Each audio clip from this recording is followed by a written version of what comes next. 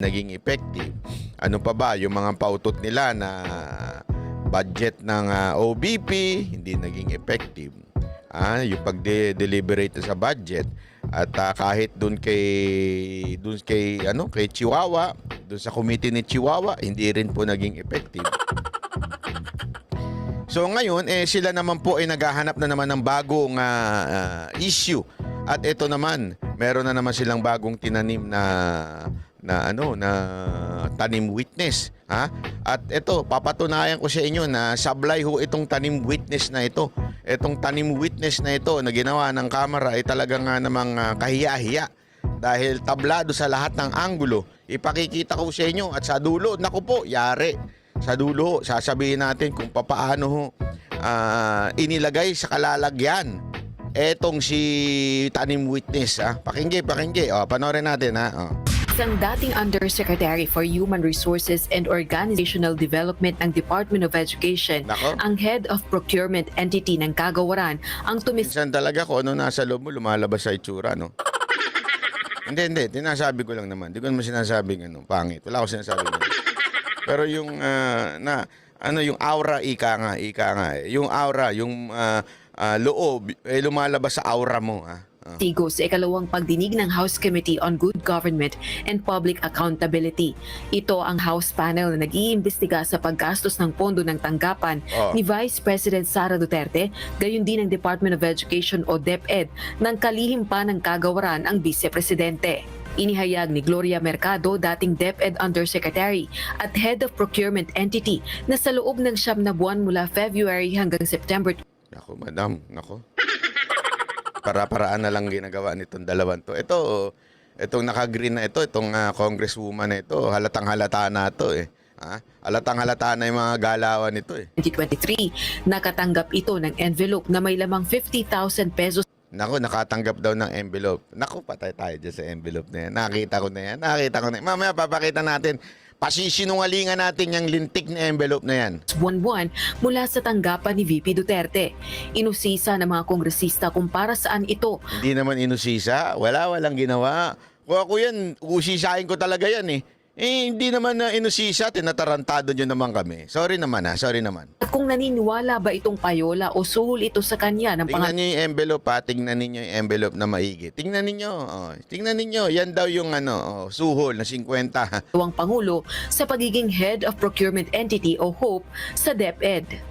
And what do you think is the reason kung bakit yung envelope nag-start lang during your appointment as HOPE? Bakit po walang envelope nung HR pa lang kayo? Tapos biglang nagka-envelope nung naging HOPE kayo? I think it's... Yung HOPE, yun daw yung nag-handle ng procurement ng DepEd. So, nung naging siya po ay naging in charge doon sa procurement ng DepEd, binibigyan daw siya ng 50 ni VP Inday Sara Duterte kada buwan. Yan, nasa envelope daw yan. It's like an allowance maybe for an extra work because sometimes I have to stay until midnight to look at the document. If that is just an allowance, ma'am, then the rest of the officials of the DepEd should be receiving also their respect. Nako, kung bait-baitan pa siya, hindi ma'am, allowance lang po ito, allowance lang. Mamaya-maya, tinan nyo, sumama na ugali nito Mamaya-maya, tinan niyo. Envelopes, do you think so? Don't you think so, ma'am?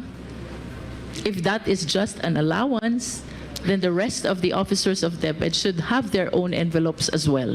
Mr. Chair, that's precisely the reason why I did not open any of it. Because I understand. that was very uncomfortable. Pakinggan ninyo I did not open. Okay? I did not open. Pero alam niyang 50 laman. Kasi daw bandang dulo inopen. Tingnan natin. Pakinggan lang natin testimony niya. Mahuhuli ito sa kanyang sariling bibig.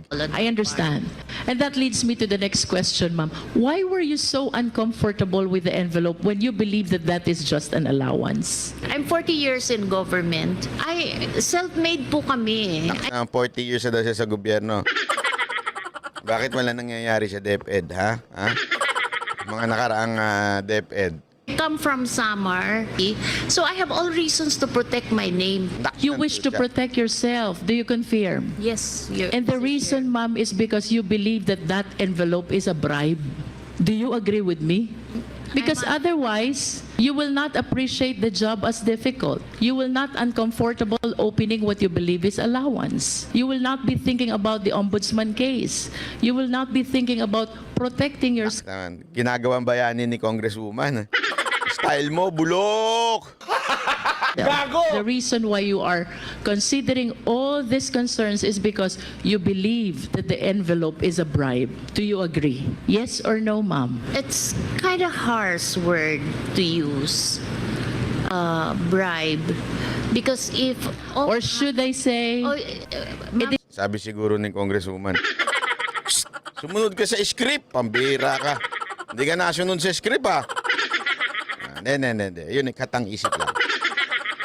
it's a means to influence your decision being the hope? it could be. Dahil hindi komportable sa natanggap na salapi mula sa tanggapan ni VP Duterte na nooy DepEd Secretary, ayon kay Mercado,